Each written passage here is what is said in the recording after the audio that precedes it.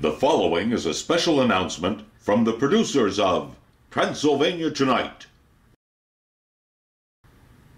For our intellectual viewers who have a strong interest in the performing arts, we here at Transylvania Tonight are pleased to present the first in a series of interpretive dance recitals performed by our very own Mr. Renfield. For the purposes of this recital, Mr. Renfield will also be accompanying himself on the kazoo.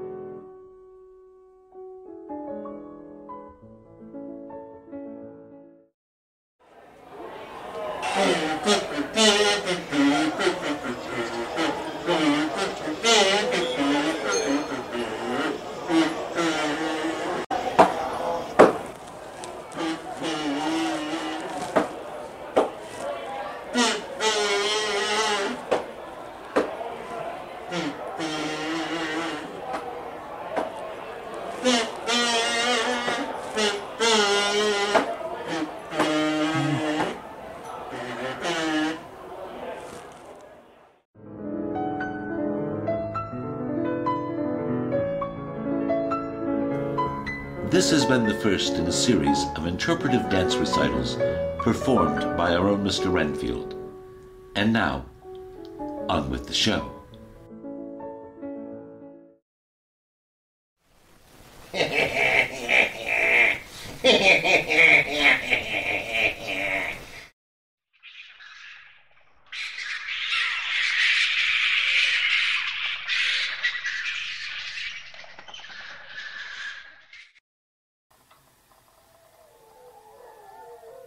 I'm Countess Carita, and welcome to Transylvania Tonight. We have a wonderful show for you tonight, but first I'd like to thank Renfield for beginning our show with that so well executed, absolutely outstanding interpretive dance routine. We understood every word you were expressing through your movements, Renfield. Really, really amazing, so thank you. And now, to tell you more about tonight's show, is the King of the Vampires, my deadest...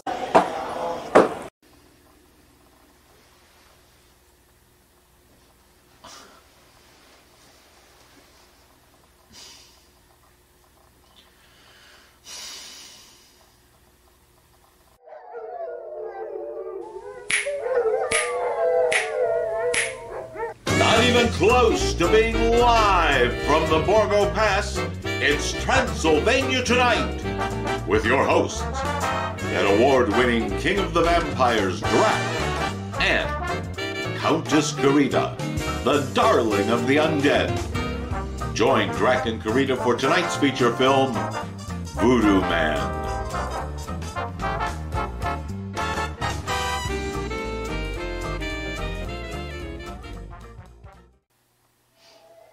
I'm Drac, she's Countess Carita, and welcome to Transylvania Tonight. As I told you, we have a great show for you tonight. Did you tell the folks about tonight's show?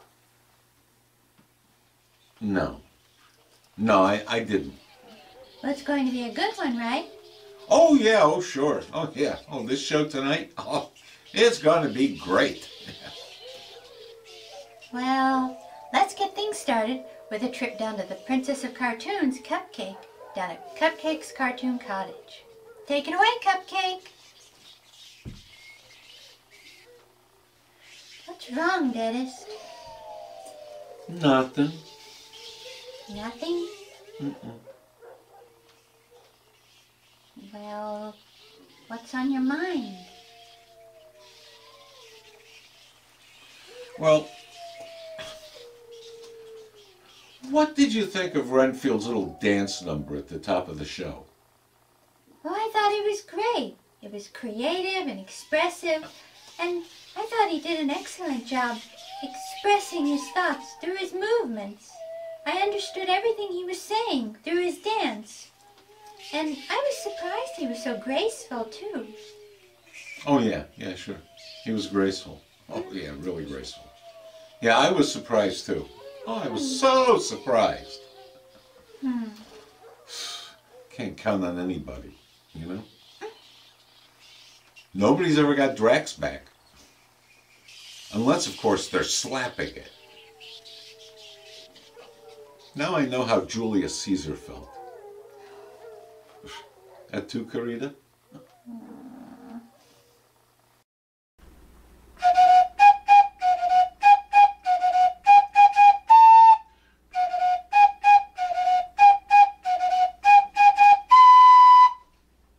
Hello, boys and girls, and welcome to Cupcake's Cartoon Cottage.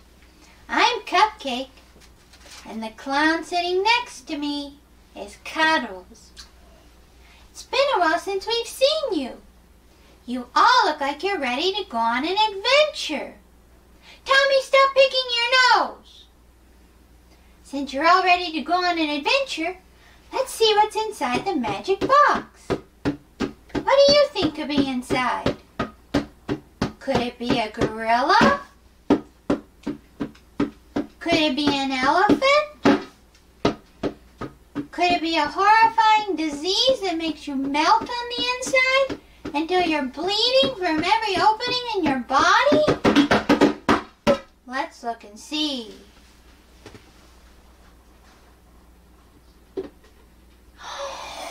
It's a cartoon! Let's watch it now.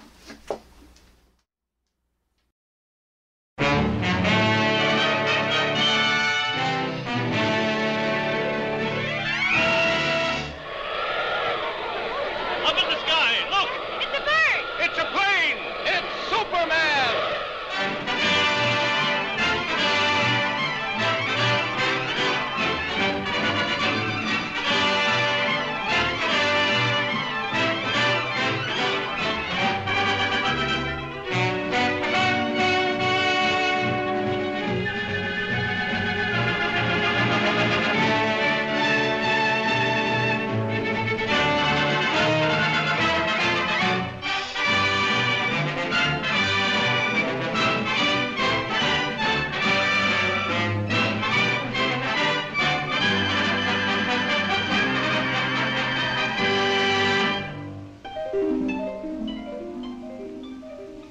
In the endless reaches of the universe, there once existed a planet known as Krypton, a planet that burned like a green star in the distant heavens. There, civilization was far advanced and had brought forth a race of supermen whose mental and physical powers were developed to the absolute peak of human perfection. But there came a day when giant quakes threatened to destroy Krypton forever. One of the planet's leading scientists, sensing the approach of doom, placed his infant son in a small rocket ship and sent it hurtling in the direction of the Earth just as Krypton exploded.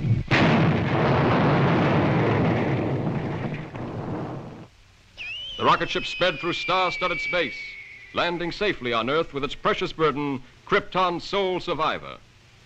A passing motorist found the uninjured child and took it to an orphanage. As the years went by and the child grew to maturity, he found himself possessed of amazing physical powers.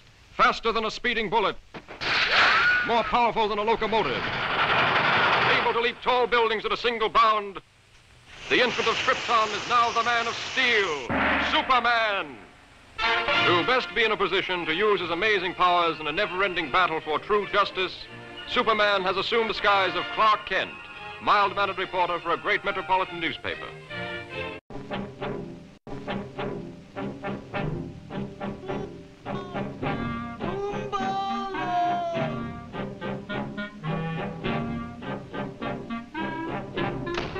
Bela. I'm sick of this fool masquerade. I shall be glad when I'm finished with my work here. Herr Kapitän, the submarine fleet commander is impatient for news of the American convoy. He will be advised of its location shortly. To your post. Lie still.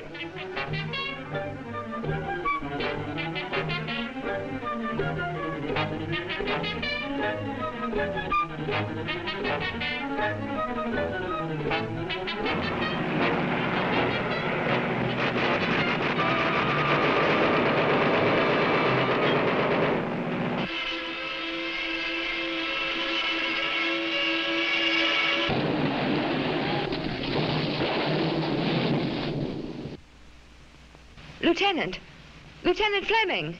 Miss Lane. Yes? Here, take these. Important papers. Destroy them.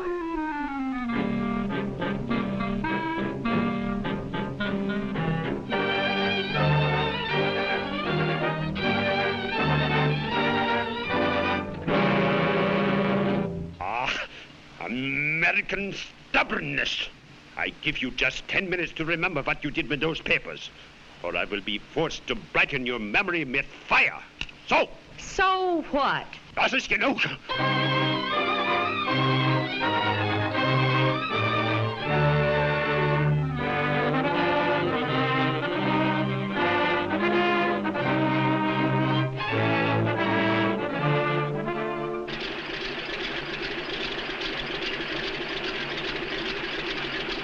I suppose Miss Lane's plane has reached the convoy by this time, hasn't it? We won't soon, Mr. Kent. We're scheduled to meet the convoy ourselves in a few hours. That's fine. How's that, sir? I said that's... that's fine.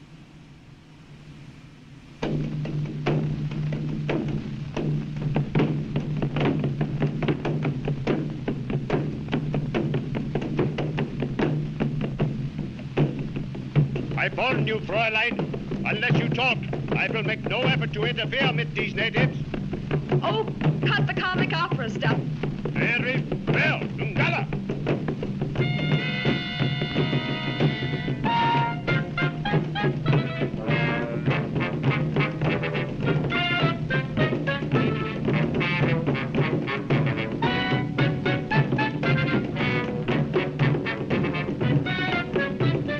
Even now, if you tell me the location of the papers, I can...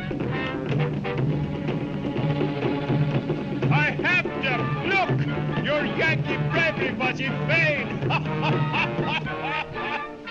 Hurry! Contact submarine fleet commander at once! Jawohl.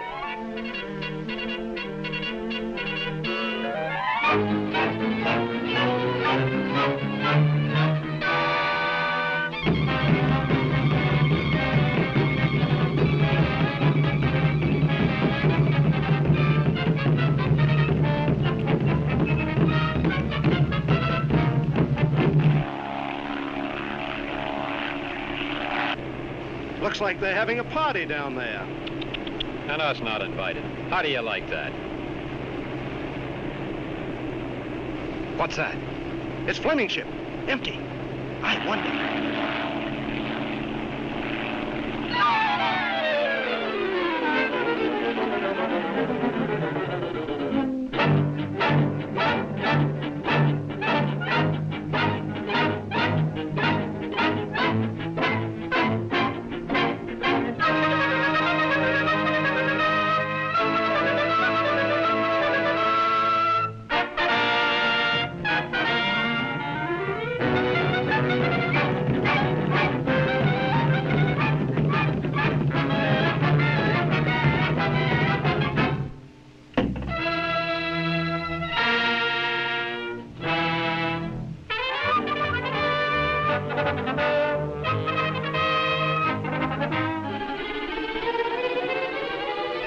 Lois. Stay down, Lois.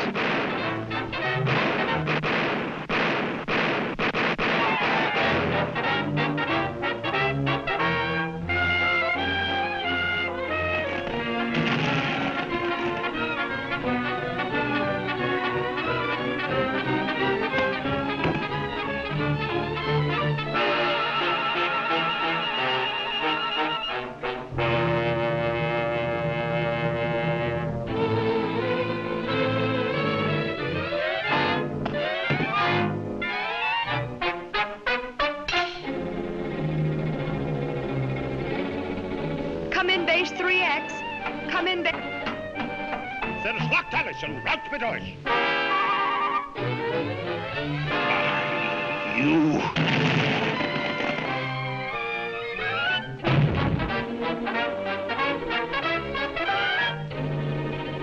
Come in, base 3X. Come in, base 3X.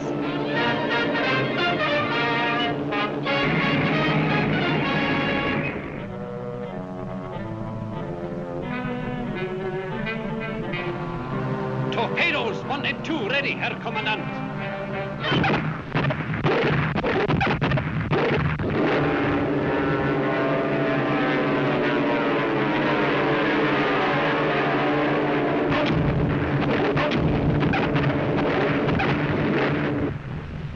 The War Department goes on to say that during this action, an entire fleet of Axis submarines was destroyed by American dive bombers, affording the troop ships a safe crossing. On the mighty mission, praise the Lord and pass the ammunition, and we'll all be...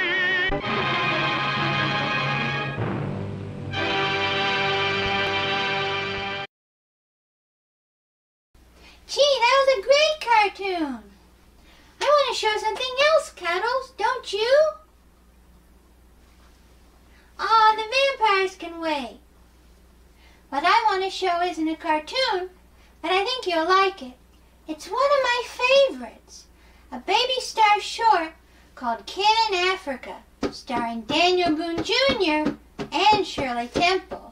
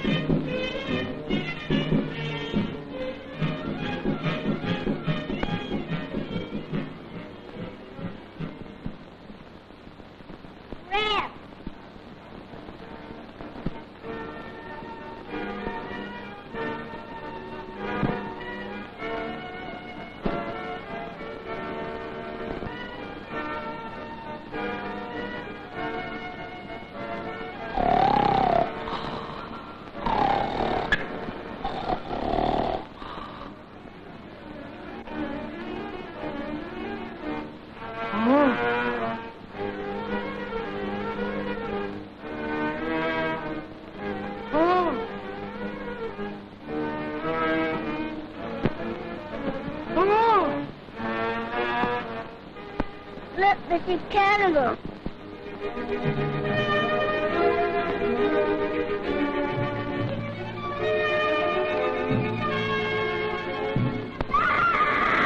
Cannibal!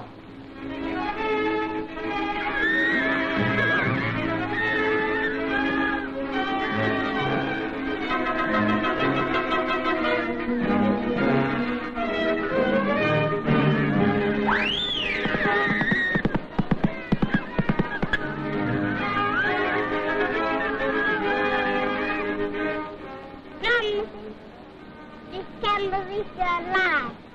No! These cannibals must be civilized. They won't dare touch me.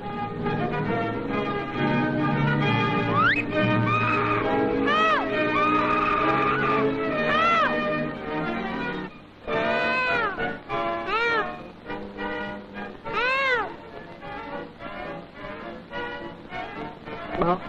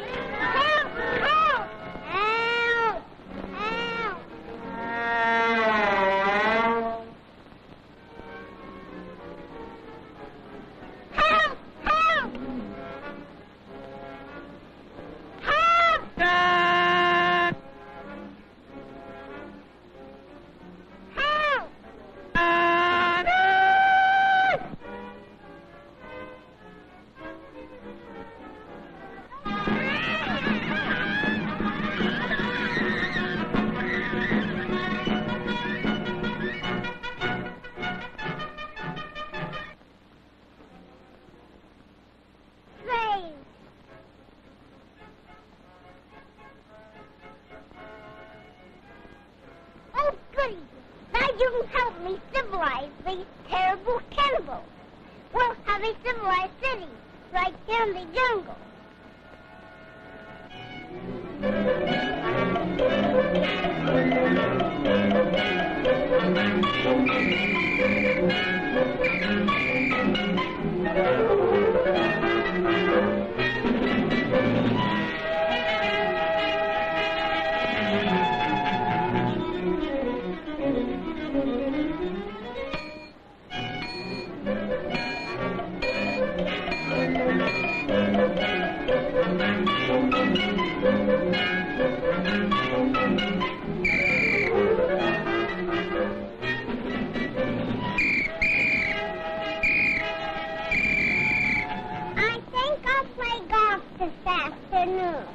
You certainly will not. They're coming right from the watery desert. Give me those. Giddy up.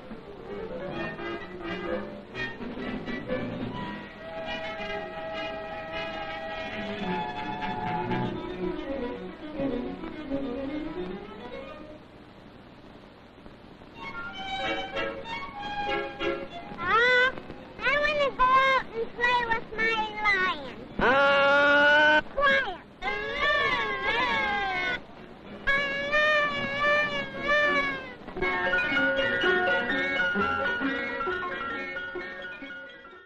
Well, that's all we have for this time, boys and girls. We'll see you next time here at Cupcake's Cartoon Cottage. Cuddles, didn't I give you $100 to buy a set of real jungle drums? What'd you do with the money? You went to the track? You bet my money on a horse? Which race? The third race? Which horse? Number 6 horse? Well, Cuddles, that was a 20-to-1 shot. You won $2,000.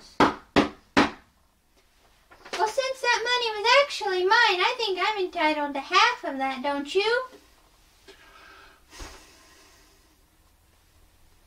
Do you have my $1,000? Why not? You bet the money on the 5th race? Which horse? Number 2? Well, how did he do? He's still running? Oh, Cuddles. Hey, those are my cashews. Give them here.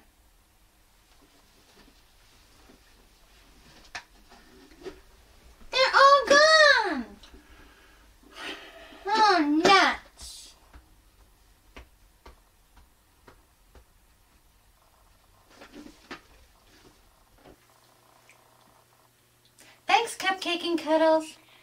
And now it's time to tell you about tonight's movie. Tonight we'll be watching that 1944 classic, Voodoo Man, featuring those mainstays of horror, John Carradine and George Zucco, and also appearing is Louise Curry, who you may recognize from the Republic serial, The Adventures of Captain Marvel. But the best part about this movie is that it stars our all-time favorite, Bela Lugosi. Voodoo Man was made in the 1940s, during Bela's Poverty Row period, when he was making films for Monogram Studios and PRC.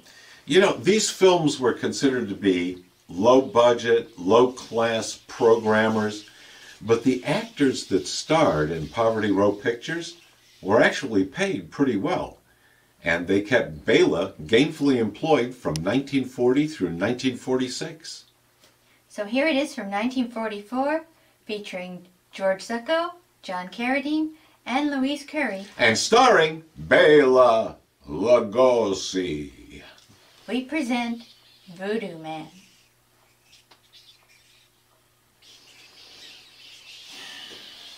So, Carita, what did you really think about Renfield's little dance number at the top of the show?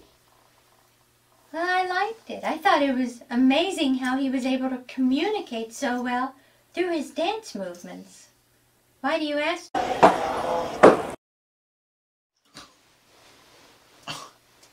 You know, forget about it. Just start the movie. And you, Bob, every time my name's mentioned, you don't have to put in that video of Renfield slapping his butt. Got it? Read you loud and clear.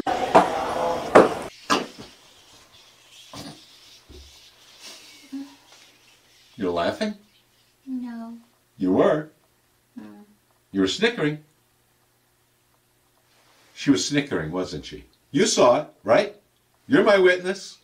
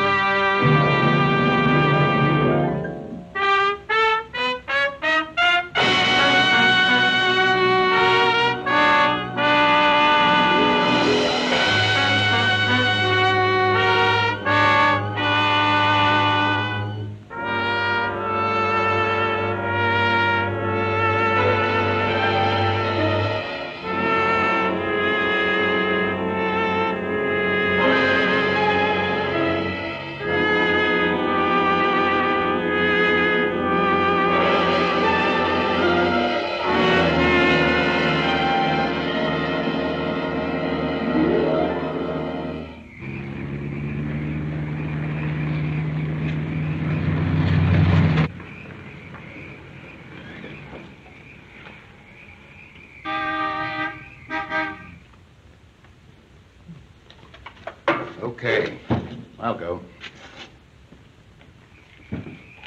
Yes, miss? Will you please tell me, is this the right road to Twin Falls? That's right.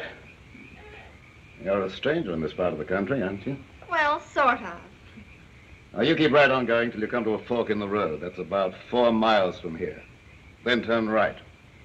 There may be a detour sign between here and there. They've been fixing the road. Well, thank you. You're welcome.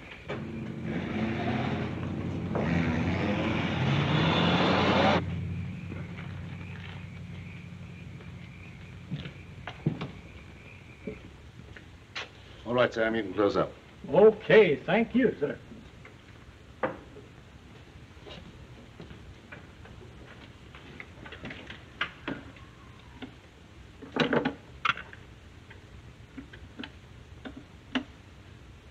Hello, yes, listen.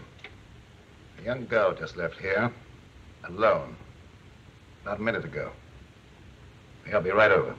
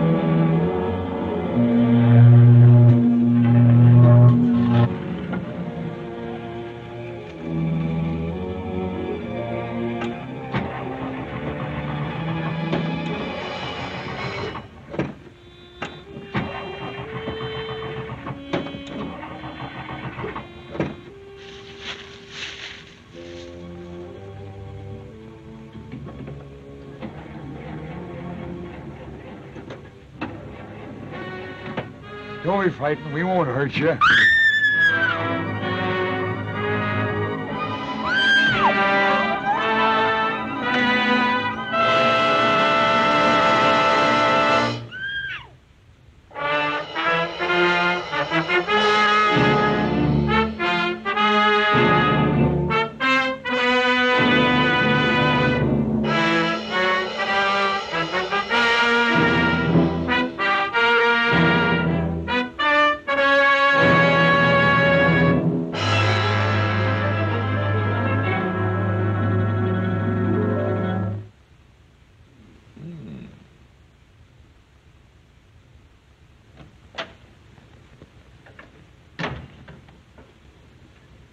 Did you send for me, S.K.?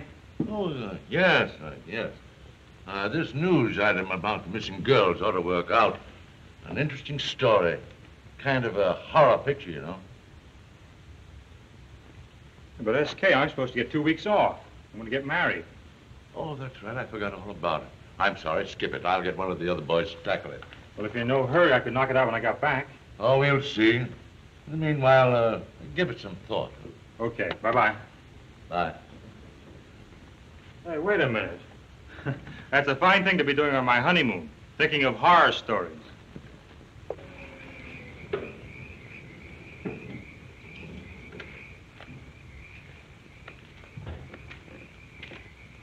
Good evening. Nice weather we're having for this time of year. Give me 6 gallons, please. 6 gallons? Yes. Gee, that's 2 coupons, besides the money. That's okay. Put it in. Just you say. Don't want to run out of gas. Ain't another gas station this side of Twin Falls. Oh, is that so? Yep. Gee, your windshield's sort of dirty.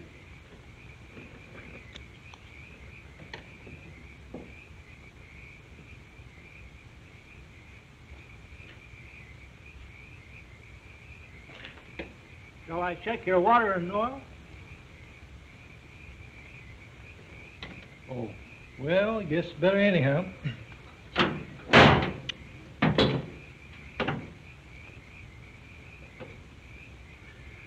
It's okay, I guess.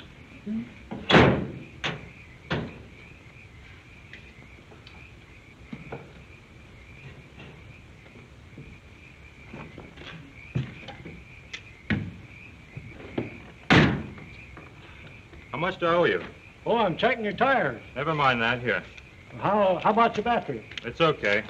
Listen, I got some classic car polish, only 50 cents a can. I use it myself. I show you. No. Okay. Hey, wait a minute. Keep the change. Darn fool, you didn't even give me a chance to put the gas in.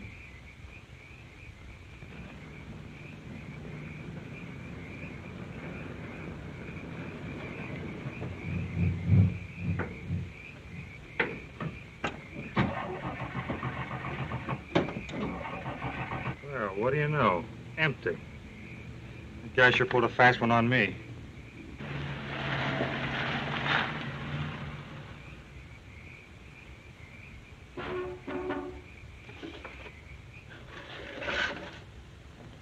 I'll go. Yes, miss? Can you tell me if I'm on the right road to Twin Falls? Yes. You're a stranger in this part of the country, aren't you? Yes, I haven't been this way in some time. Well, you keep right on going until you come to a fork in the road. It's about 4 miles from here. Then you turn right. There may be a detour sign between here and there. They've been fixing the road. All right, thanks.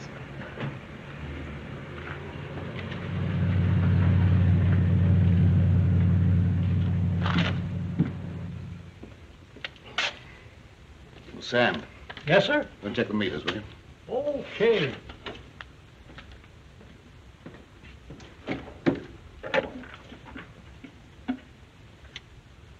Doctor? Another young girl just left here, alone. Very suitable. Yes, I'll be right over. Boy,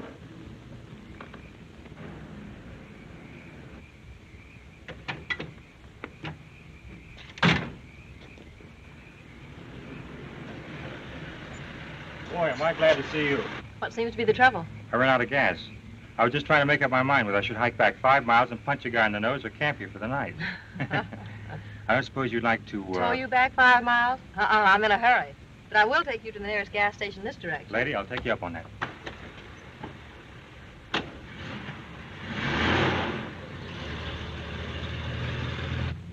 You picked a bad spot to run out of gas. Oh, I didn't pick it.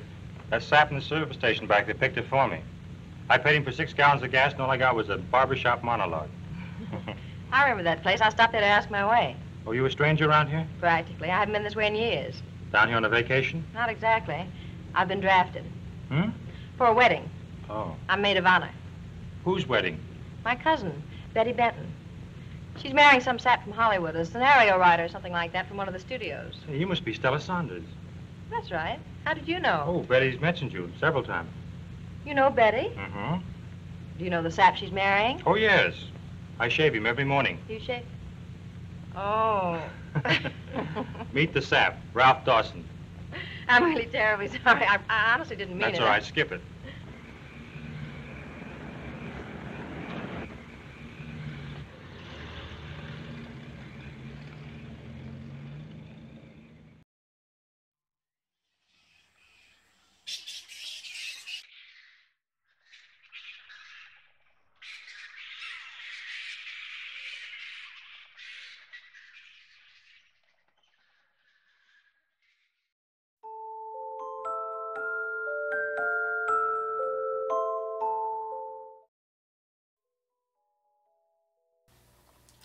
Welcome to Letters to Drac, where you, the home viewer, writes letters to me, Count Dracula, King of the Vampires, and I answer them for you right here on the program. Do we have a letter tonight, Carita? We do. Oh, good. Well, let's get to it. Read it. Tonight's letter reads, Dear Drac, with the release of the new Rob Zombie movie, there's been a lot of talk about the Munsters. This is what I'd like to know. Herman Munster is the head of the Munster household, right? And his wife is Lily Munster. And their son is Eddie Munster. Yeah. And then there's Herman's niece, Marilyn Munster, right? Right. But Grandpa is Herman's father-in-law. So why is he always called Grandpa Munster? Is that a Transylvanian custom? Your friend, Joe Shinnock. Well, Joey, you know, I'm really not sure why Grandpa Munster is referred to as Grandpa Munster, you know, because Grandpa is supposed to be a fictionalized character based on me, Count Dracula. The one thing I can tell you is that it is not a Transylvanian custom for a man to take his son-in-law's last name, okay? Just ain't gonna happen. I mean, well, look at Carita and I, you know. Carita's from Kentucky. If it were a Transylvanian custom, I'd be Drac Hatfield. My name wasn't Hatfield. Well, all right. Drac McCoy, right? Oh, sheesh, Drac McCoy. Yeah, but I'm not. I'm still Count Dracula. That's all the time we have for this Letters to Drac. Keep those cards and letters coming. With all you McCoys up there, this is Drac down here, and I hope you're listening, because I need your help awful mighty powerful bad. Knock it off. Because you see, McCoys, Carita, she's awful mighty upset with me. Oh, I need your help. Oh, brother.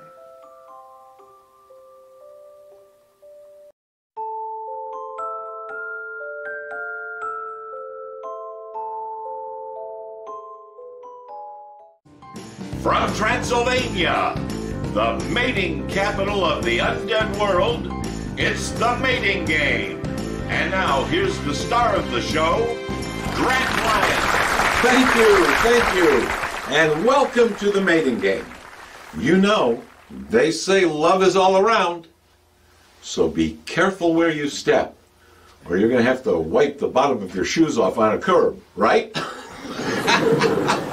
All right, welcome to the game where we have 3 eligible bachelors here who are going to be competing for the hand of a beautiful and sophisticated young lady. Let's meet the bachelors now.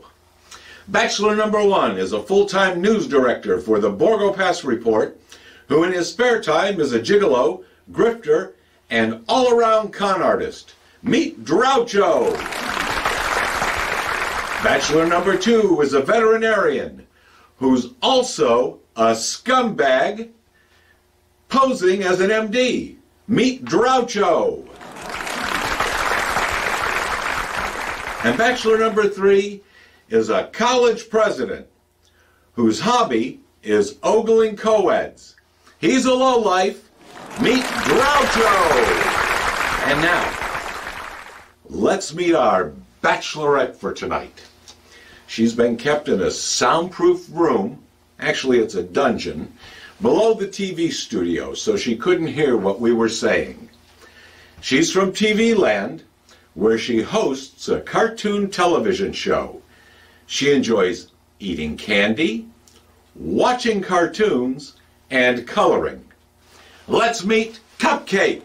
Come on in, Cupcake. Welcome to the show. Thank you.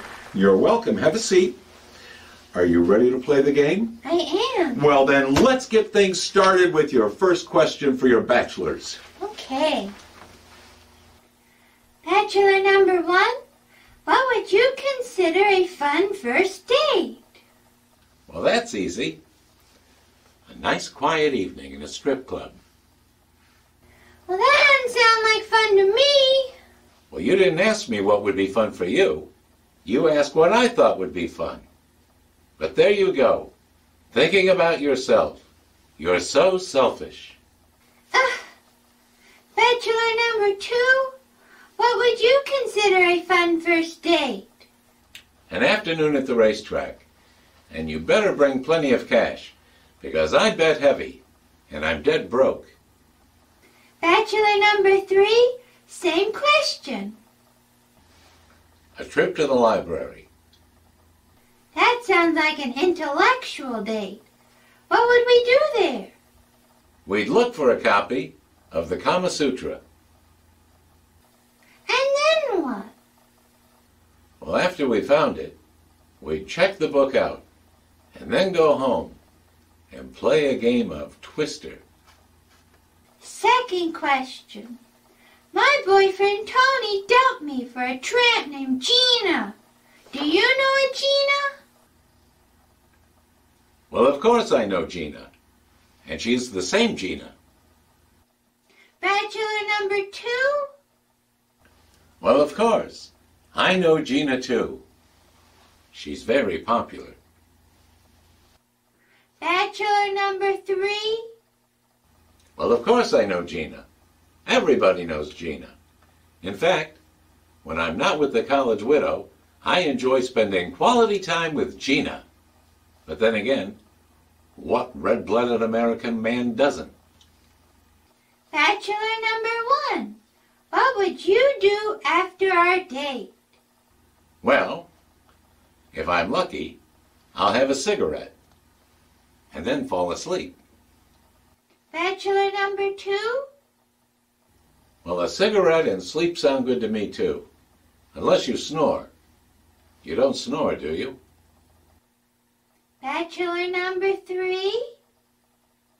Well, I'd prefer to have a cigar, because I'd want the memory to last longer. But then, I'd probably fall asleep, too. Well, Cupcake, you've heard from all 3 of our eligible bachelors. Mm-hmm. Have you made your choice? Do I have to pick one? You do. Well, then I guess I'll pick bachelor number 1. Yippee! Ha! Ah, darling. Why, look at her. She's overwhelmed. She can't believe her good fortune. Well, sweetheart, what's wrong? You're black and white. Well, so are you. My colors! My bright, beautiful colors, they're all gone. Oh, well, don't worry about it, baby, because you said you like to color, and after we leave here, you can color me, and then I can color you all over. And until then, you'll look just like Betty Boop. And I know you like Betty Boop. Why, everybody likes Betty Boop. All the guys love Betty Boop. Why, they love Betty almost as much as they love Gina. That time I think it was something I said. Wait for me. I hope there's enough to go around. I know what you're thinking. There was only one of me here to begin with, and this is the 4th time I've passed through. Well, I'm just trying to add to the Twilight Zone-like atmosphere of the program. Well, that's it for tonight's mating game. Our couple got out of here so fast they didn't even give us a chance to tell them where they're going on their date. But wherever they're going there fast and in a handbasket. So we'll see you for the next show, and until then, remember, smooch early, mwah, and smooch often.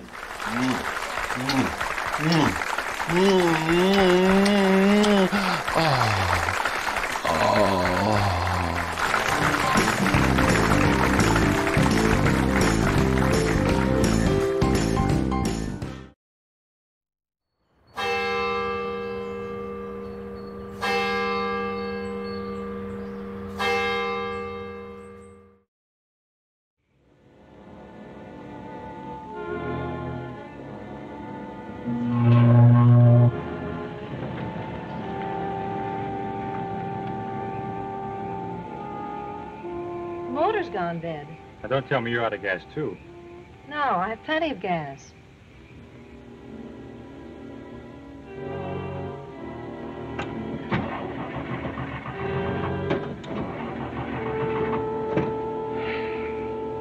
Fool. She's not alone. Well, the battery's all right. I'll take a look.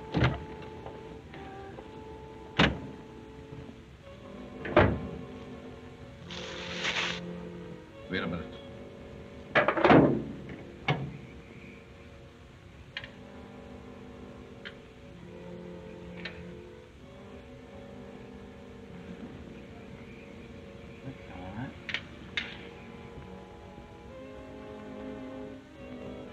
Find anything? No, not yet. I never was much of a mechanic. It's all right to me. Well, I give up. I can't find the trouble. Maybe it's a switch.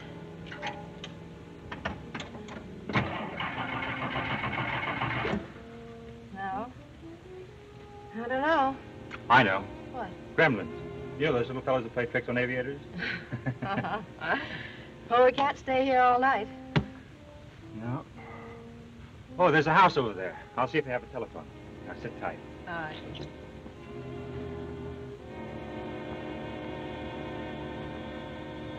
Now, bring her to me.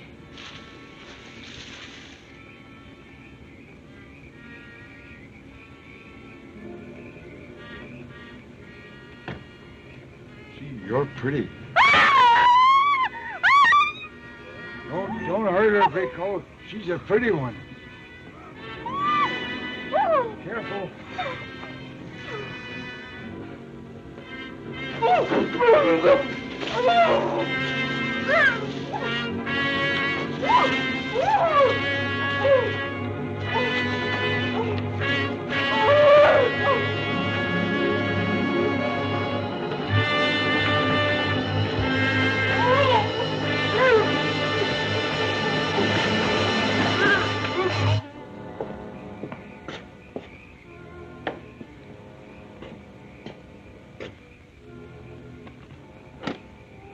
Well, how do you do? I wonder The if doctor is not in. Well, it isn't that serious. You see, I just want to come in. Dr. Marlowe receives no visitors. Well, I'm not exactly a visitor. I just want to use the phone. The telephone is out of order. Oh, that's bad. Oh, I wonder if you could tell me where I could find one. I have a good mind to report to the Chamber of Commerce.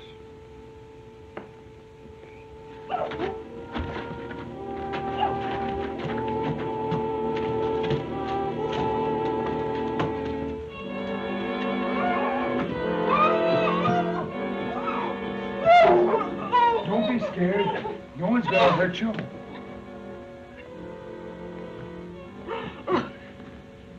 Very good. You might go. And tell Nicholas to make the preparations. Yes, master. Yes, sir. Just what is this? I must apologize for receiving a guest like this. Guest? What is this, a joke or something? Let me out of here. I'm afraid that is quite impossible.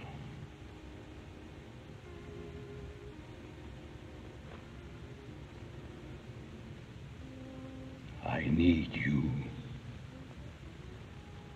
You need me? Yes. What for? Come.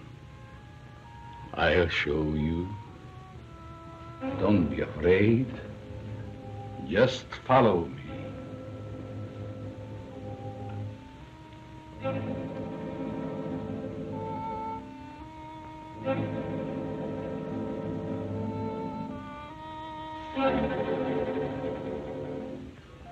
Evelyn, my dear, I brought a young lady to help you.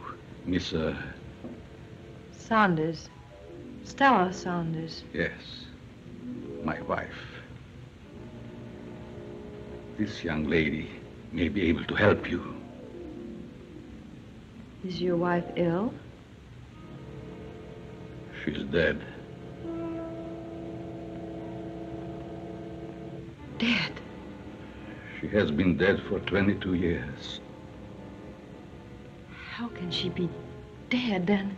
She's dead only in the sense as you understand that word. I'm on the threshold of bringing her back to complete life. And you may be able to help. What do you want of me? Your will to live. Your mind. Oh, no. No. Don't look at me like that. Come with me.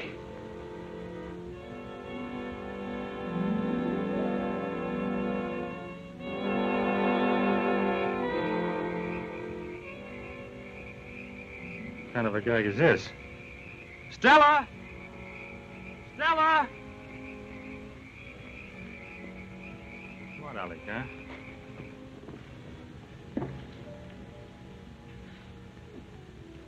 Go in there and wait.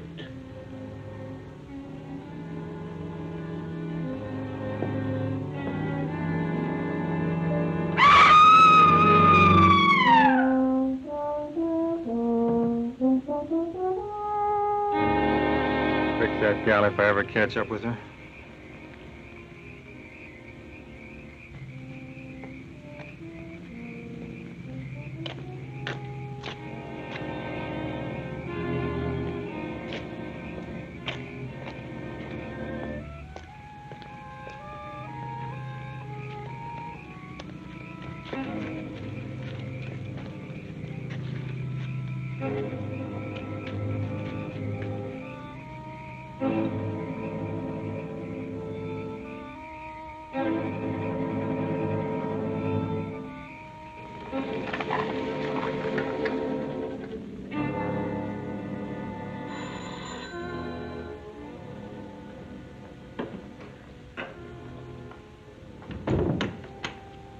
Darling. Hello.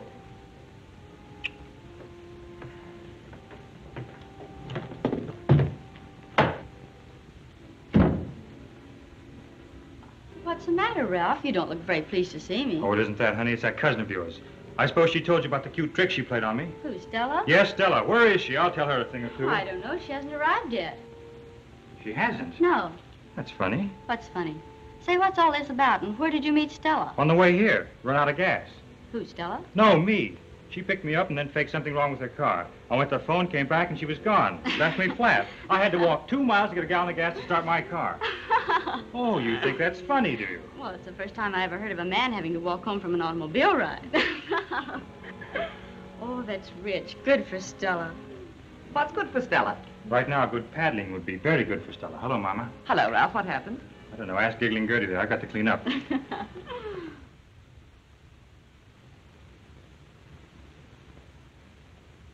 Something must have happened to her. I think we ought to call the police. Oh, I wouldn't do that yet, Mother. She may have had a flat tire. She might have run out of gas. I hope. Just exactly where did she leave you? About 10 miles from here on Laurel Road. Are you sure it was Stella? Certainly. She told me who she was and where she was going. And she told me that her cousin was marrying a Hollywood sap. She said that? She certainly did. Well, I like that. Just for that, I hope she has 2 flat tires. Good girl. I'm going to call the police. The same thing may have happened to her that happened to those other girls. What other girls? 3 girls completely disappeared in the last few months without leaving any trace. Wait a minute. Did that happen near here? Yes, didn't you read about it? Oh, sure. My boss wanted me to do a story around it. Gee, looks like I've written myself right into it.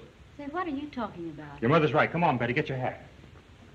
Oh, if she shows up while we're gone, call us at the sheriff's office. Come on.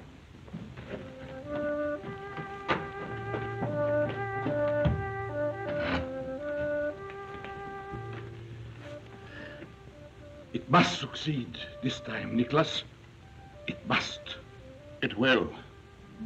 The failures we've had were due to the subjects. They were not the right ones.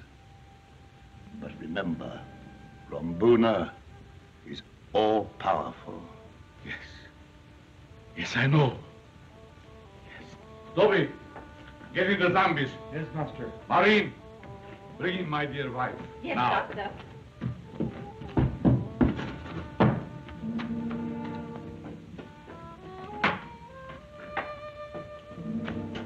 All right, you pretty ladies.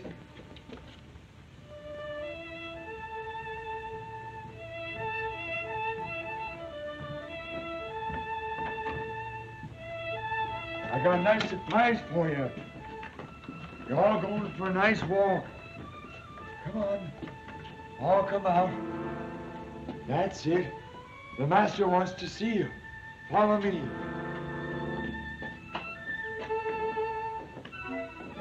Come on. Master's waiting for you. We're going to have another pretty ceremony. Hurry up.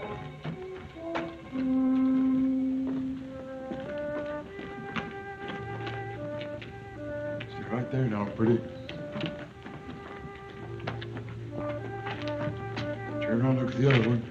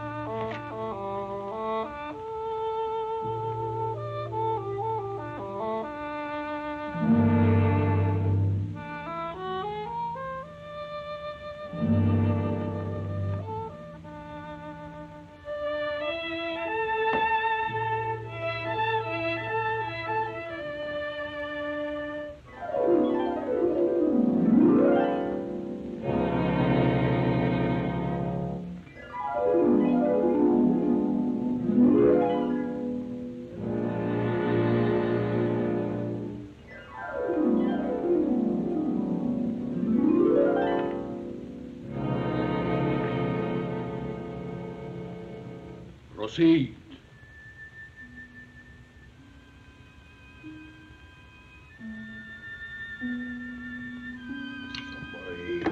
Jupiter, quick, come tala.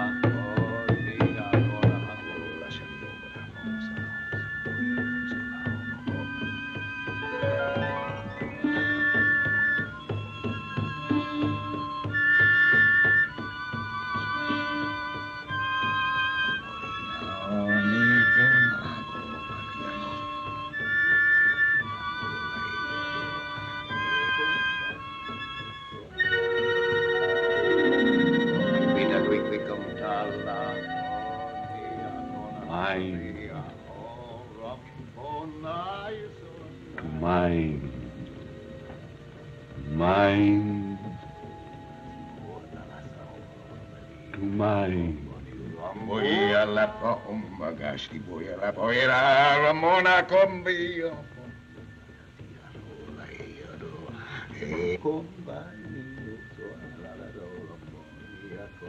Jupiter, quick, come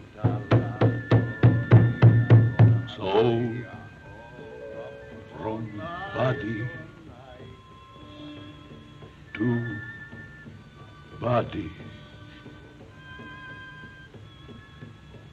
Soul from body to body.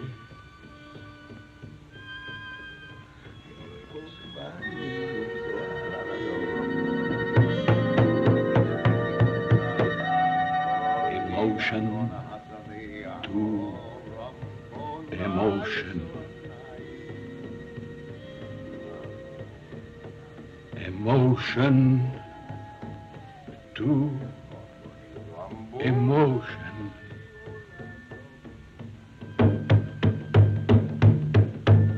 Life to death. Life to death. Life to death.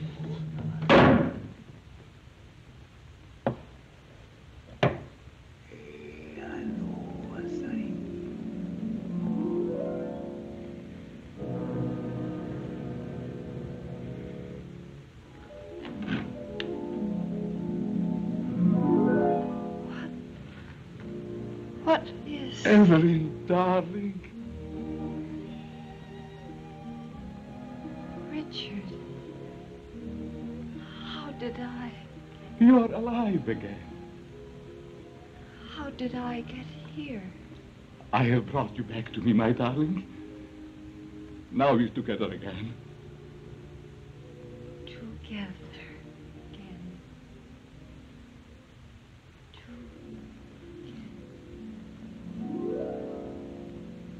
No. No. You can't leave me. Don't leave me. No. No, you mustn't.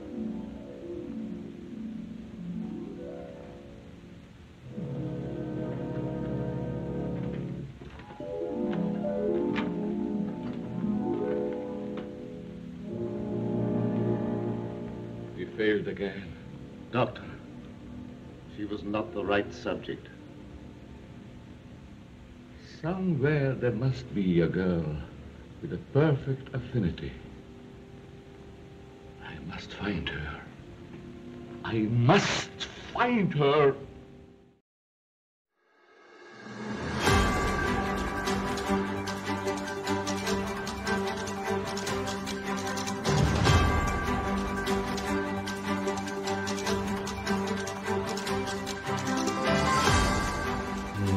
Man, that Renfield, what a rat.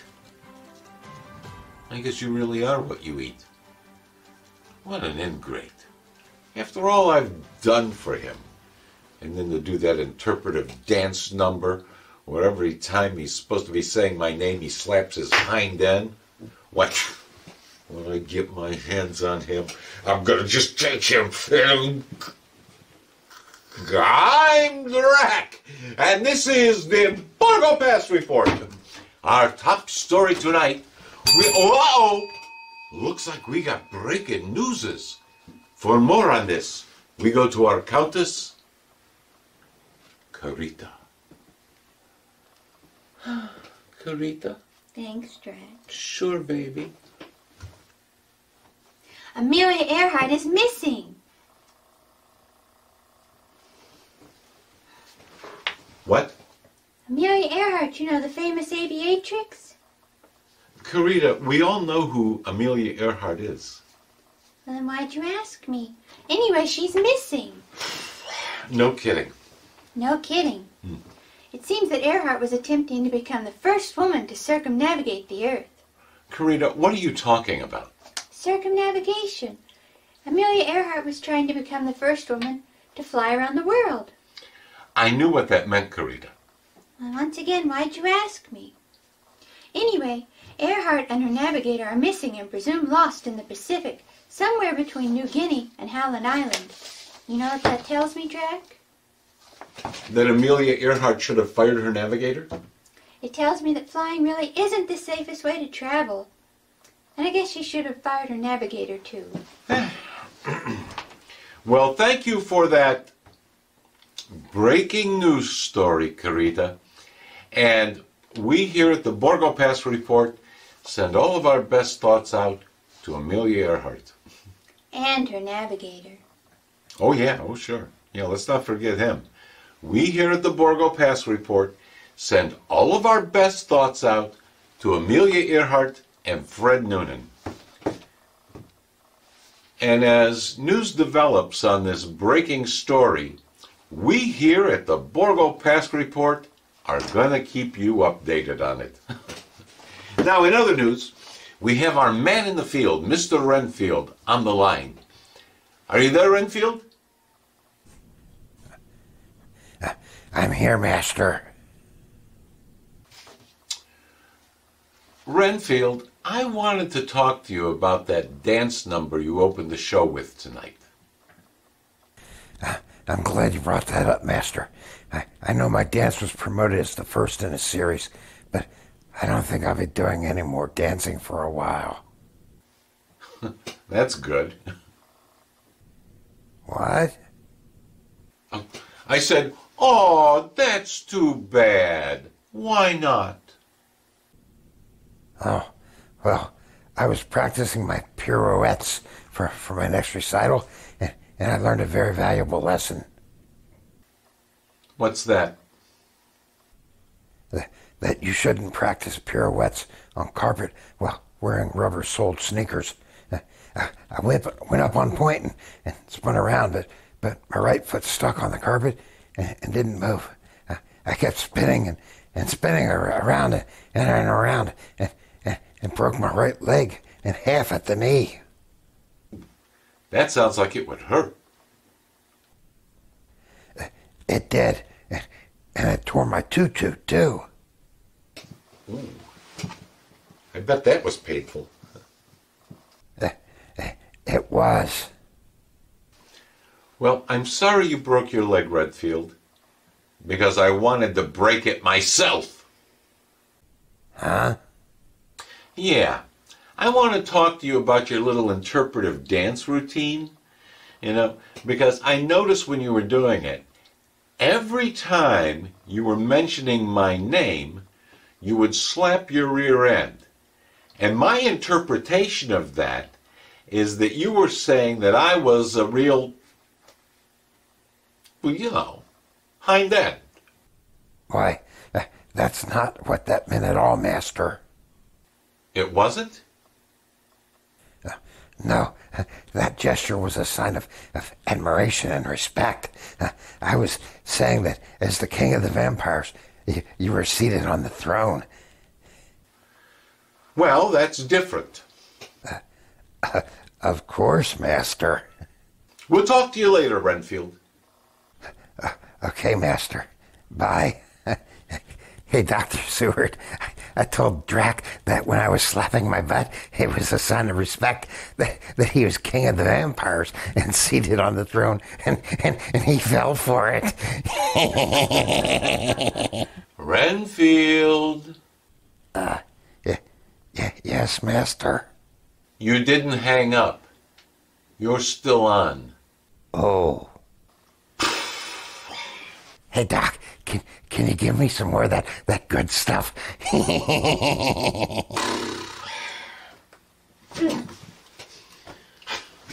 That's all the time we have for this time. We'll see you next time on the Borgo Pass Report. Man, I can't believe that, Renfield. I know. Yeah, wait till I get my hands on him. And you. Me? Yeah, you. What's the big idea of talking about Amelia Earhart's disappearance like it's breaking news? Amelia Earhart disappeared in 1937. She did? Yeah, 1937. Huh. That's news to me. Is it breaking news? Mm-hmm. You know the Hindenburg crashed, right?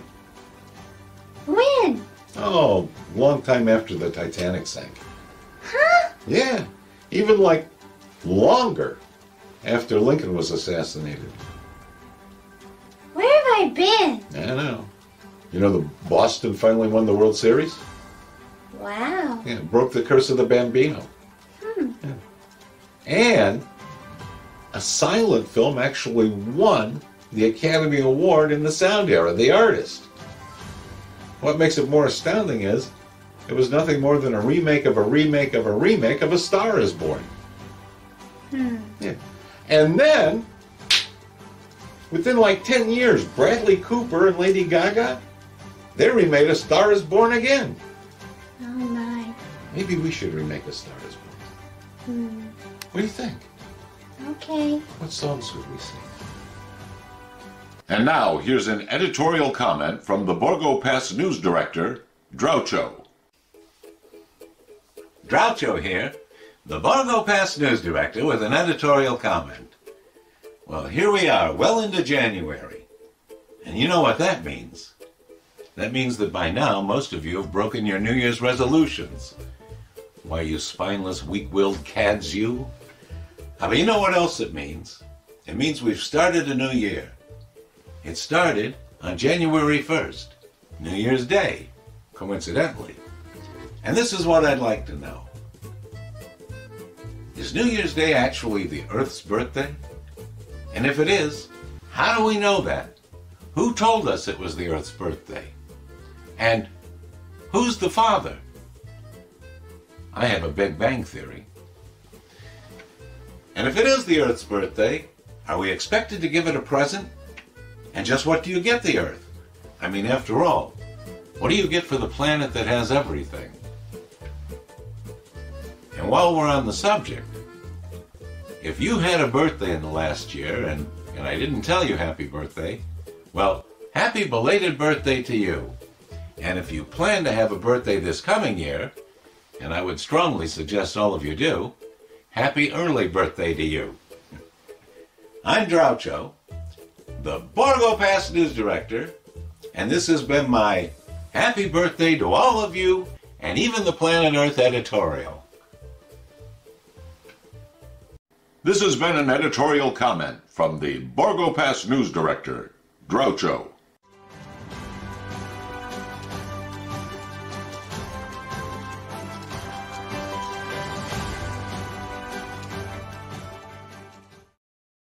And now a message from the personal injury attorneys at Bat and Bat. I'm Atticus Bat. And I'm the other bat in that legal belfry, Scout Bat. We're the attorneys of Bat and Bat. And we're ambulance chasers. Are you an animal-human hybrid that has been altered in some mad scientist's tropical house of pain until you're not even sure what you are? Is the pain and suffering you're experiencing unbearable? Well, you are due compensation. What is the law? Well, as officers of the court, we can tell you. Call us. Are you the same mad scientist who was landlord over that tropical house of pain? Well, we're not proud. We'll help you trademark those scientific discoveries of yours. There's no conflict of interest here. We'll help you set up a Chinese wall between you and those manimals to protect you. Because what is the law? Call us and we'll tell you. We're the attorneys of Bat And Bat. and we'll make you pay. And pay. And pay. Cha-ching, Atticus. Cha-ching, baby.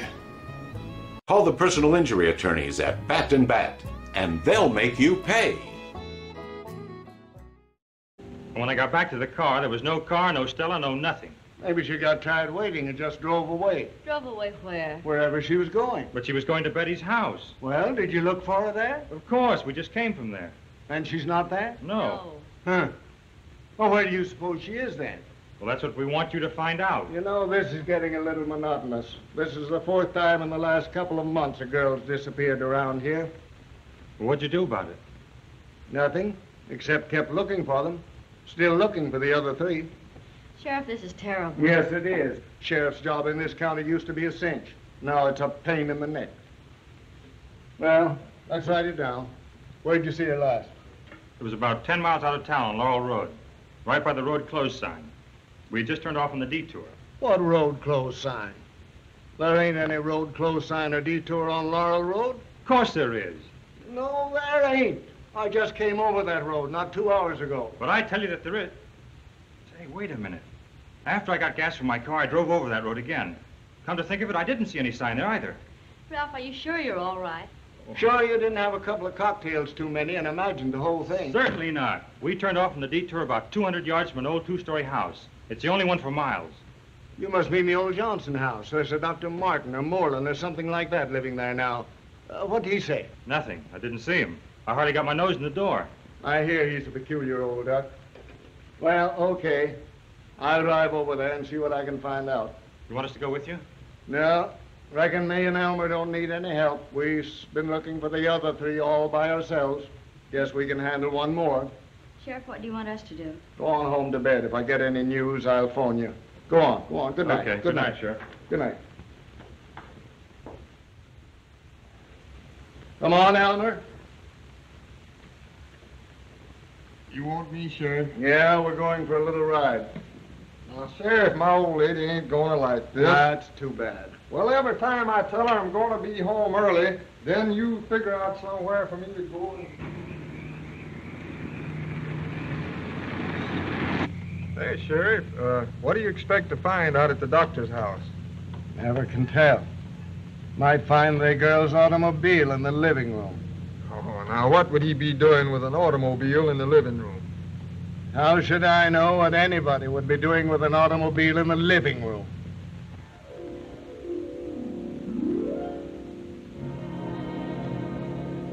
What are you doing, Doctor?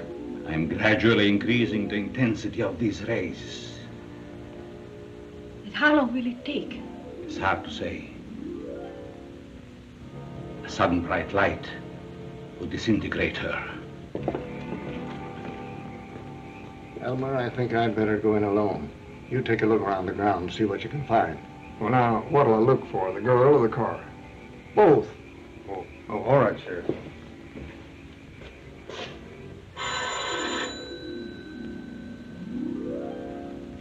Wait. I will answer it myself.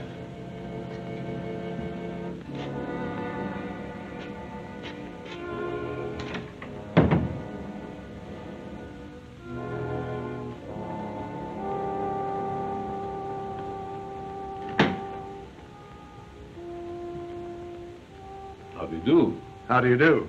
Dr. Martin? Marlowe is my name. Oh, Dr. Marlowe. I'm the sheriff. But don't let that frighten you. It doesn't. May I see you a moment? Oh, certainly. Please step in.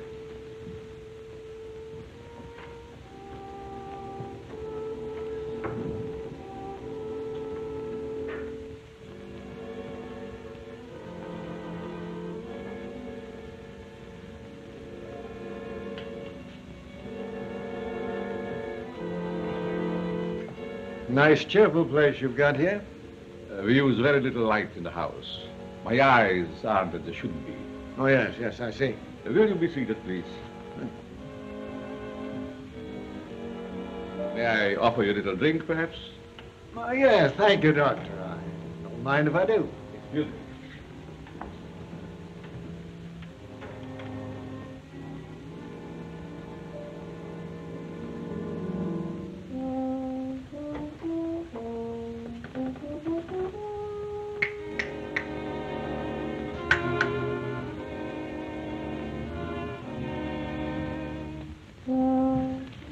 Quick, take my wife to the cellar. It's the sheriff. You might want to look around the house. Yes, Doctor.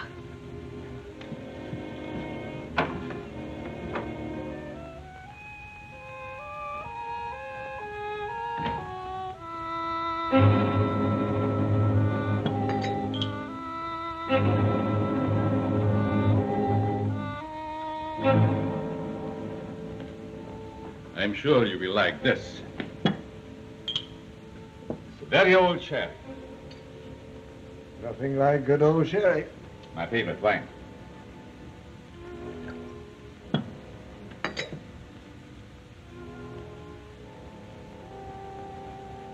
To your health. Thank you.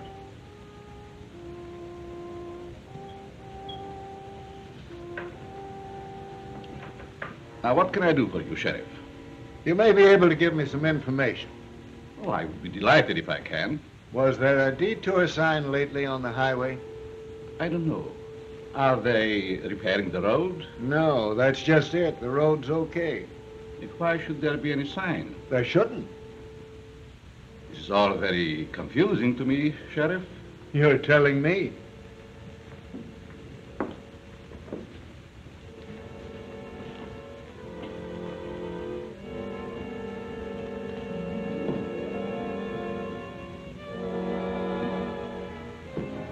So I can't figure it out. Maybe it's a prank of some schoolboys? Yeah, I doubt that. Excuse me, Sheriff.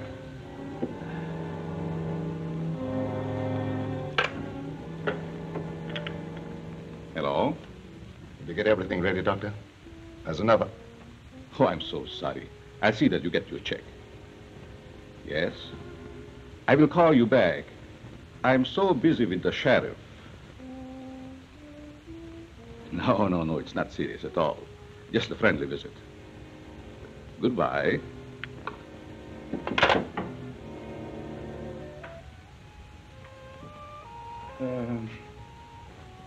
What were we talking about, Sheriff? Oh, yes, the signs on the road. That's just part of it. I'm really looking for some young girls who've disappeared lately in this vicinity. Don't say. Yeah. Heard any screams? Seen anything suspicious around here? No, not that I remember. I'm quite off the road. Yeah, that's right. You take care of her. I'm going to go see how the young ladies are. If there's anything else I can do to help you, please call me. Thank you, Doctor.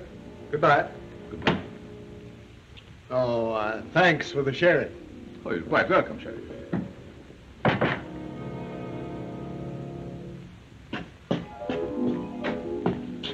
Hello. I just came down to see how you are. You look awful pretty. You're the new one here, aren't you? You're the prettiest one we've got. Well, you mustn't come out any further. You shouldn't come out at all. If the master knew you were coming out, he'd beat me. I just came down to talk to you.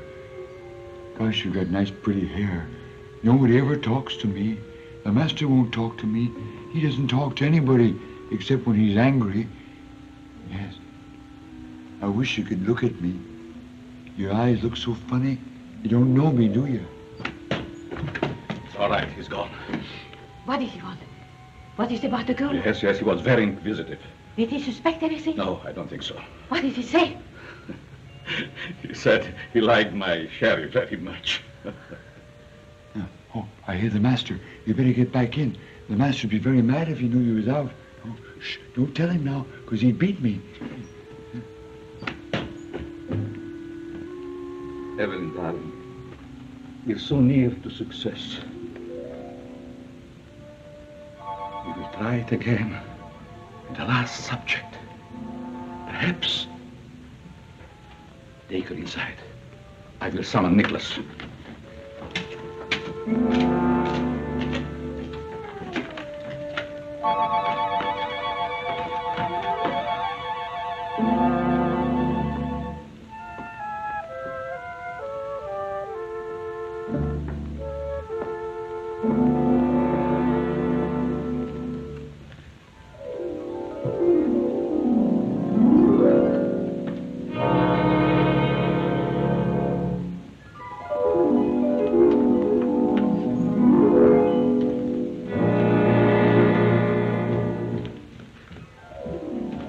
Bring the last subject in again.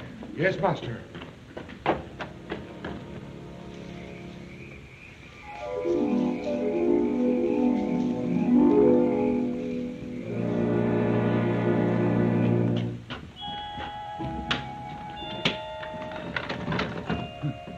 That's funny. It works backwards. Oh, I must have left it open. She's not there. She must be somewhere else. Oh, she's not there either. There's only one here. She must have gone away. Oh, the master will be angry. He'll beat me. You mustn't tell him, Greco. I've got to tell him. Oh, please don't tell him, Greco. Please don't tell him. He'll beat me. Please, I'll give you anything I got if you won't tell him. Honest, I will. Please don't tell him, Grieco. Please don't tell him. Don't tell him what? She's gone. Gone? Yes, Master. But I didn't do it. I didn't do it. I didn't do it. You. Go and find her, or I'll kill you. Yes, Master. Yes, Master.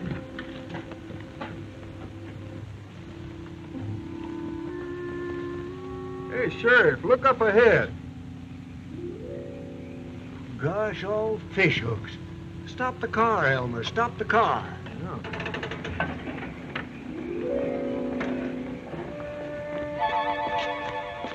Hey, a sleepwalker. A darn pretty one, too.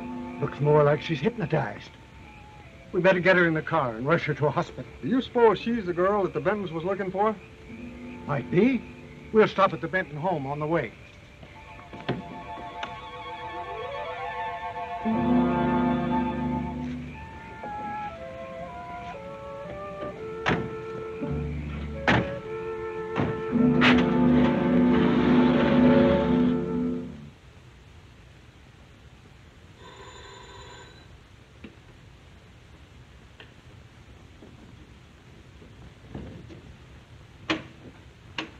Honey, it's Stella. Come in. What's the idea of the strange outfit? Stella, what happened? Yes, where'd you disappear to? We found her walking on the road. Sort of thought she might be the missing girl. She is. Well, it looks to me like she's been walking in her sleep. Let's not stand here. Come on, we'll call a doctor.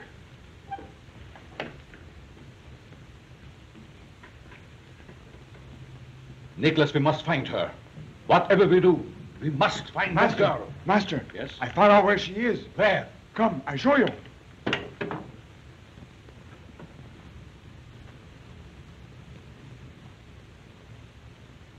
Stella. Stella, honey, it's Betty. What in the world could have happened to her? She looks so strange. Look at her eyes. She's just staring. But she doesn't seem to see us.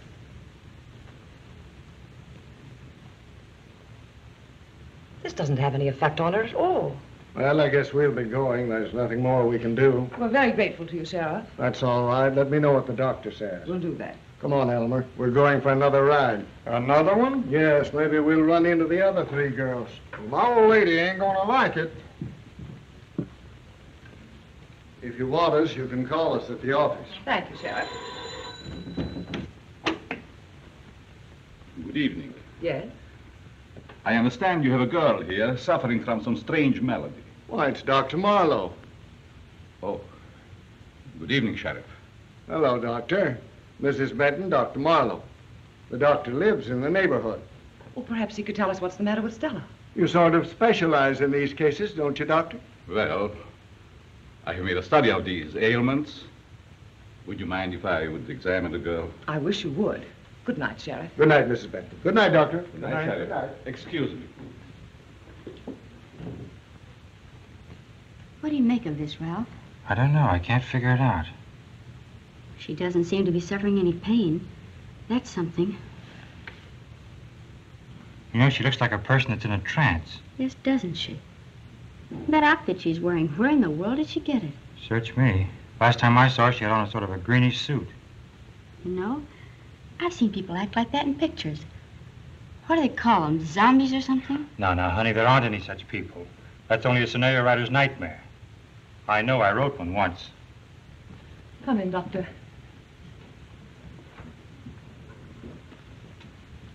Well, this is my daughter Betty and Mr. Dawson, Dr. Marlowe. How do you do? This is my niece.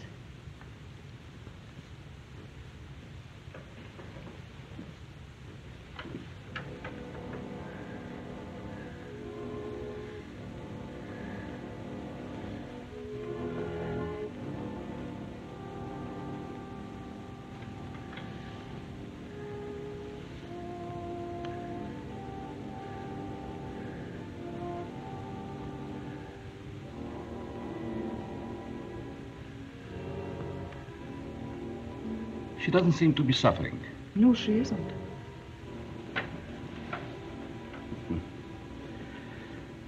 Did she have these spells before? Not to my knowledge. What do you suppose could cause a thing like this? Well, several things. A sudden shock, mental illness, anemia, etc. Is there anything we can do? Yes, you must be very careful. Otherwise, she might become permanently affected. But we can't just let her lie here. That is just what you should do. Rest and quiet is all she needs. Would you advise sending her to a hospital? No, definitely not. She's in no immediate danger, but she must be left alone. She might become excited. Well, it was very nice of you to come in, Dr. Marlowe. Any other physician would have done it. If you wish me to, I can drop in tomorrow. Oh, please do. Thank you. Goodbye. Goodbye. Goodbye.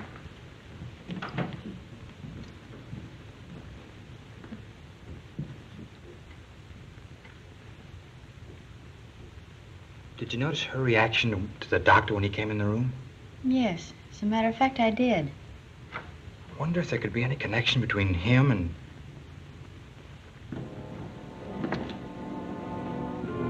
Drac, was it the girl? Yes. Do they suspect anything? Of course not. But we must act quickly and bring her back here before they do. Summon the men. Yes.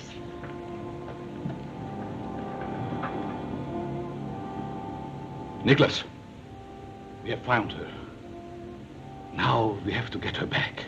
Umbigashli upatequita, umbigashli umpaquita, umbagashli arambona, umbogashli umbono, umbagashli umbaroma, ubliquika, ubiquika, orambona, oi, bombona, oragashli.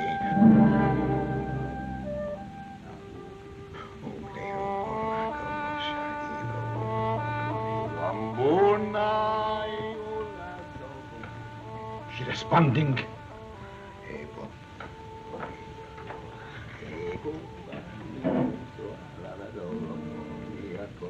You better quickly come tala, oh, nia kona hasania, oh, rambona, so.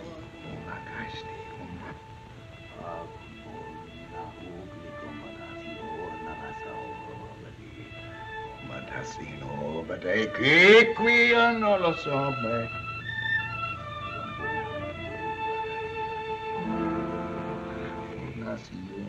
She's almost here. Go get her.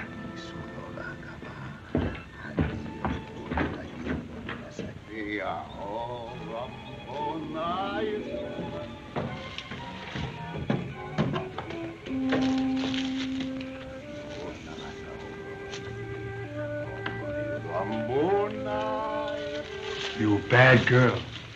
You're a very naughty girl. You know you shouldn't have left. I told you you shouldn't go. You better quickly come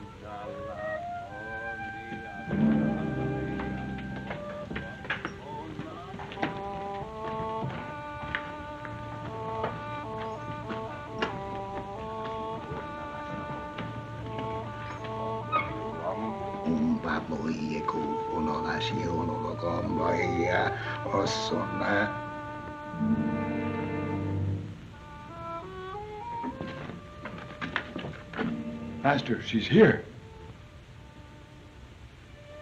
Well done, dear Nicholas. Well done. Rambuna never fails.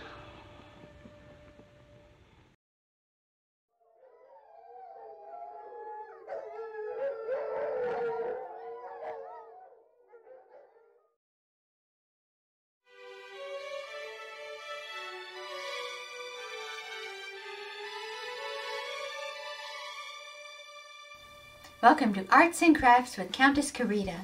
That's me. I thought since we're showing the Voodoo Man tonight, I thought it might be fun to show you how to make your very own voodoo doll. Now you all know what a voodoo doll is. It's a fetish doll that's supposed to represent a specific person.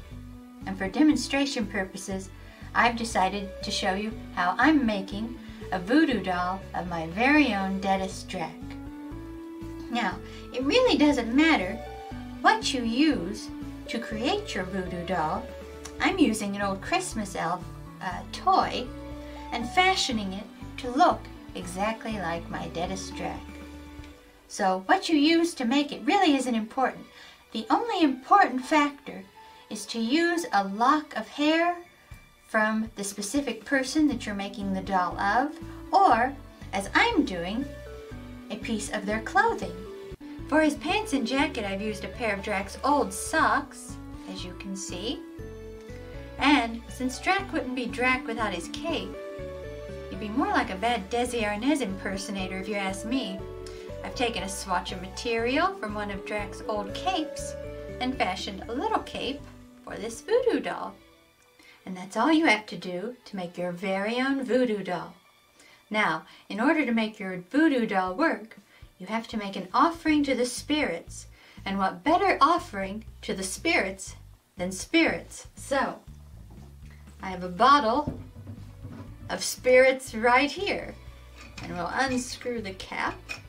And all you have to do is pass the voodoo doll over your offering a few times. And you're ready for business.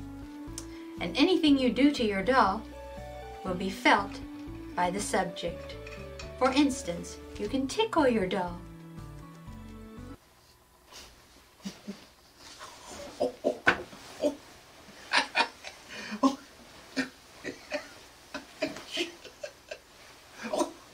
Oh, stop. Oh, no. Or, if you're angry, you can stick it with a pin. No! Oh, ow! Ow! Oh, ah, oh. Or, if they get you really, really angry, you can be even more extreme. Carita! Carita! Oops. I better see what's going on. Help me! Help! Drac, Oh, what happened? oh, I don't know. I was sitting here looking over the script, and all of a sudden it felt like somebody was tickling me, and then I got these sharp pains in my side. Oh, it was really bad. And then this happened, and what do you have there? Oh, nothing. I'll be right back. Huh? I think I should caution you before you start making your very own voodoo doll, perhaps to wait until you find someone that really, really, really makes you angry. Then feel free to make one. But otherwise, maybe you should reconsider. I guess that's all we have for this episode of Arts and Crafts with Countess Carita. I'll see you next time. Now, did I turn this head counterclockwise or clockwise?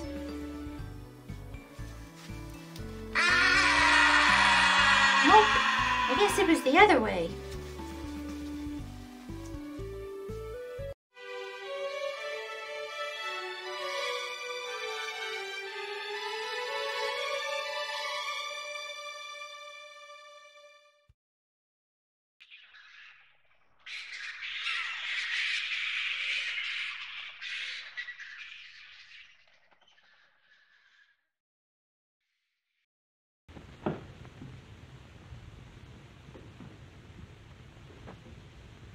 Stella!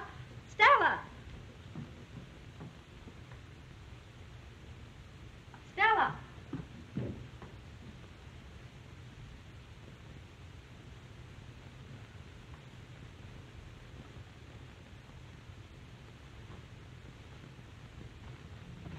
I just can't imagine such a thing. Did you look in the... Yes, I looked everywhere. There wasn't a sign of her. We shouldn't have left her alone. But Dr. Marlowe said she'd be all right. Yes, I know. That's just what I'm thinking about right now. What do you mean? Never mind. Let me try and figure this out. But, Ralph, why are we coming here? No, never mind. I'll tell you later.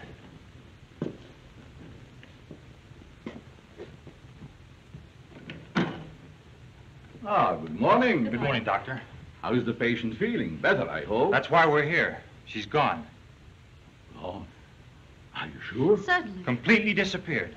Then you better notify the sheriff. We've already done that. Come inside, please, and tell me all about it. Please, be seated. Now tell me just what happened. Well, I don't exactly know. I went into her room this morning and she was gone. She just vanished. I should have warned you to watch her while she was in that condition. Well, do you think she could have just wandered off like someone walking in their sleep? Yes, that's possible. I have known cases like that. My own wife was subject to such spells. That is she. She's very beautiful. Yes. And you remind me in many ways of her, my dear. Well, is your wife still subject to such spells? She has been dead for 22 years. Oh. Well, my dear, by now the sheriff may have good news for you.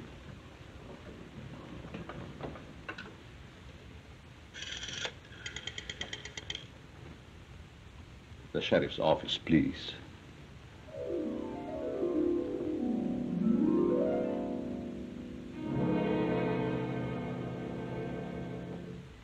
Hello? This is Dr. Marlowe. Is there any report on the Saunders girl? No sign of her yet? Have you checked with the neighboring towns? No, the Bentons haven't heard. Miss Benton and her fiancé are here. Please, keep me advised as soon as you hear anything. Oh, certainly, I'm very worried, too. Thank you. Goodbye.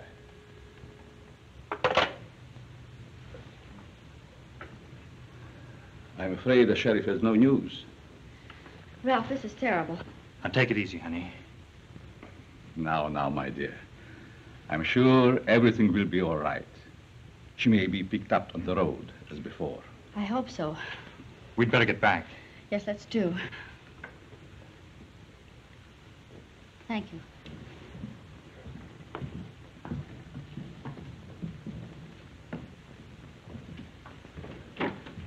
And please let me know the minute you hear anything. Yes, we will. Don't worry, my dear. Goodbye, Doctor. Goodbye. Goodbye, Doctor. Goodbye. Ralph, what do you make of it? Let's go someplace where we can talk this over.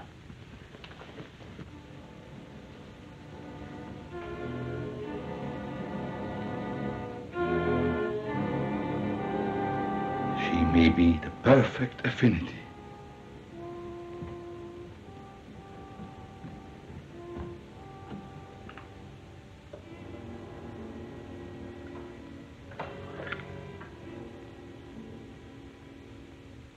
Nicholas, come immediately. We're going to make another experiment.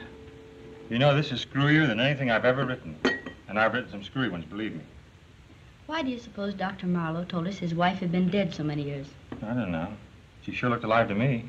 Me too. And did you notice she was wearing the same kind of dress Stella had on? Yeah, and she had the same glassy look in her eye, too. Gave me the creeps.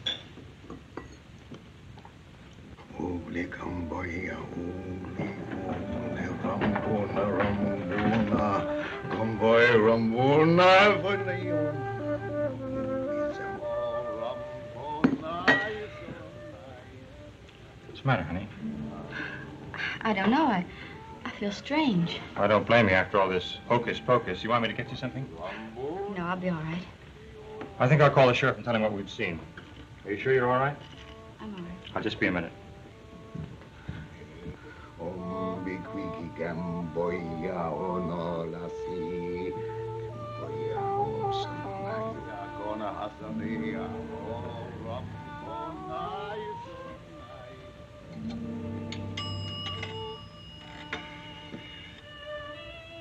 Give me the sheriff's office, please.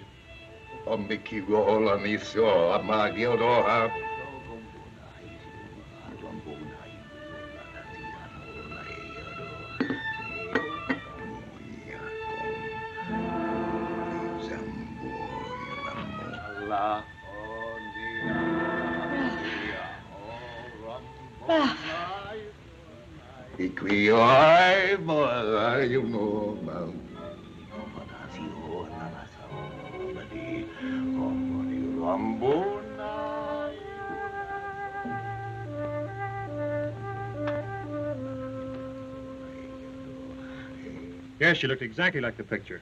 Of course I saw her with my own eyes. So did Betty. And she was wearing the same kind of a dress as Stella was wearing when you found her. What? Is that so? All right, I'll be right over. Okay, Sheriff, I'd like to go with you. All right, Betty, now I'll be right over. Come on, Elmer. Oh, gee, Sheriff. Come on. Well, the first thing I know, I won't have an old lady.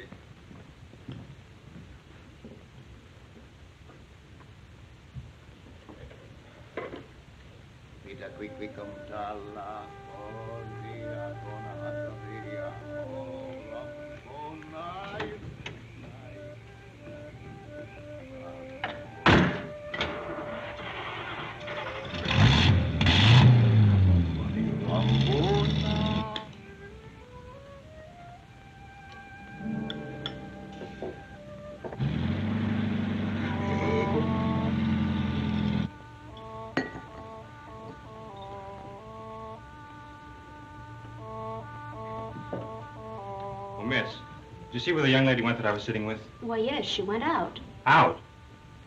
Oh, thank you.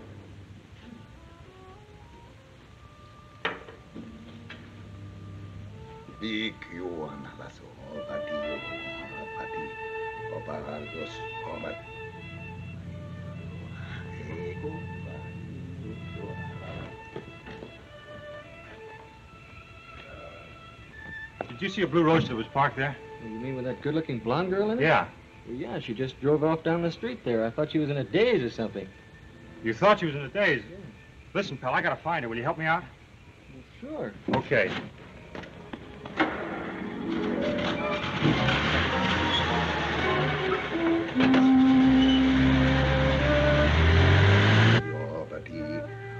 She's almost here.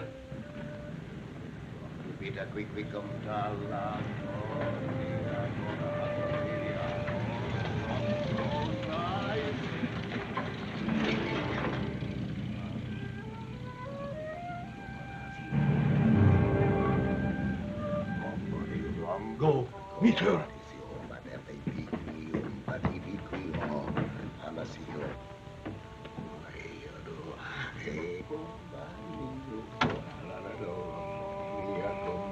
Peter, quick, come on.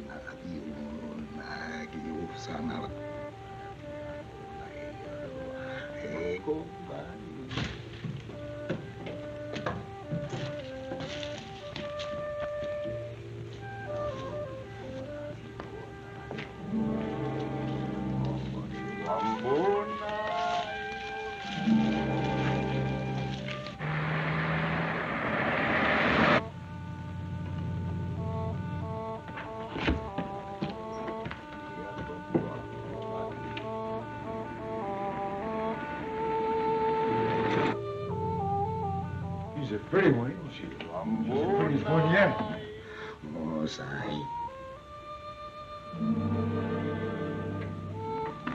Master, she's here. This one will be successful. Bring the zombies. Yes, Master.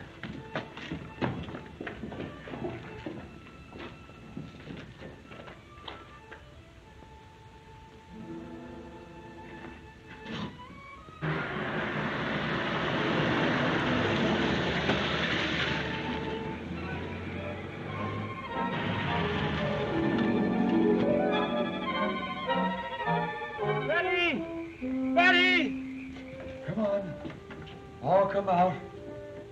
That's it. The master wants to see you. Listen, get to a phone and tell the sheriff to get to Marlowe's house as fast as he can. Dr. Marlowe, you got that? Yeah. Okay.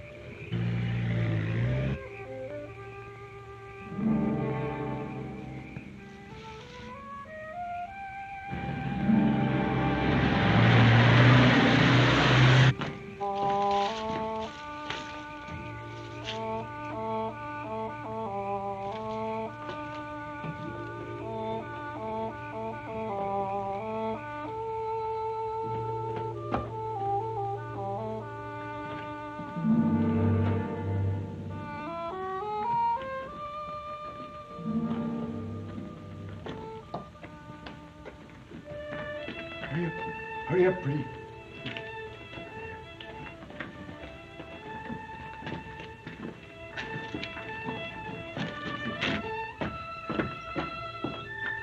Right here. You go over there. We're all here, Master. Proceed. Oh my gosh, oh yeah, lapa, oh my gosh, oh me.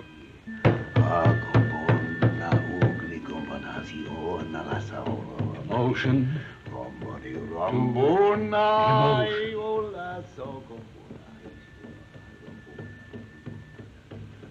Emotion to emotion.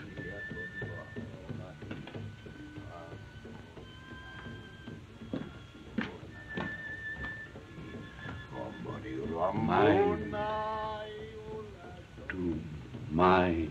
Betty.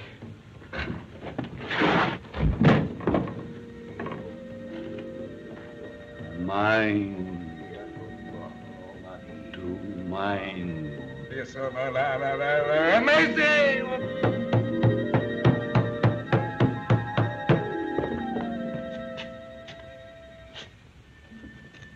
Wonder what it's all about. I don't know.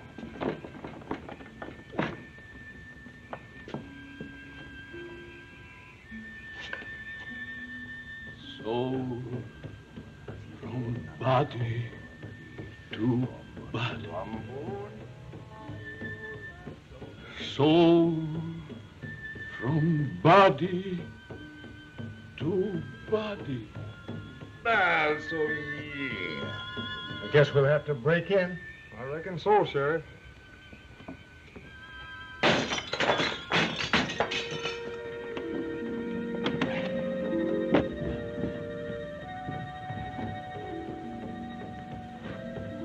Life to death.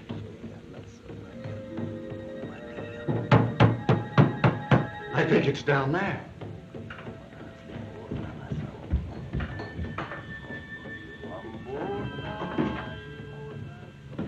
Life to death.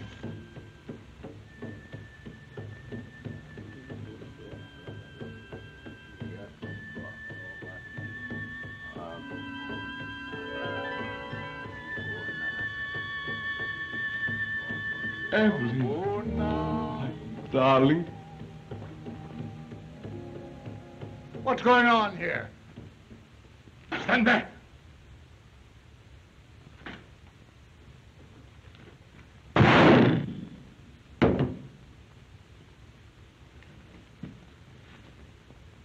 All right, get over there.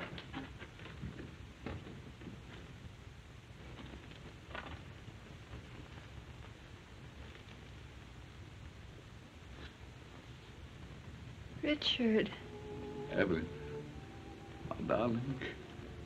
where are you? Soon we will be together.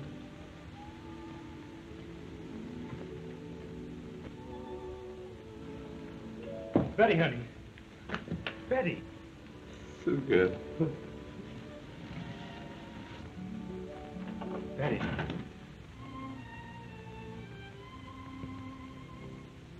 Ralph. Oh, honey. Oh, Ralph. Say, what kind of a wedding is this, anyway? Stella. Stella. Where did I get this outfit? What is this, one of your Hollywood gags? No, but it gives me a good idea. Come on, let's get out of Well, here. that's the last time I'll ever pick anybody up on the road, gasoline or not. There you are, boss. There's your horror story. The Voodoo man, eh? Is it any good? Well, I don't know about that, but don't tell me it couldn't happen, because it did. Didn't it, honey? It certainly did. And another thing, I'm starting my vacation right now. See you in 2 weeks. Come on, honey. Bye. Who do you see play the part of the Voodoo man? Say, why don't you try to get that actor, Bela Lugosi? It's right up his alley.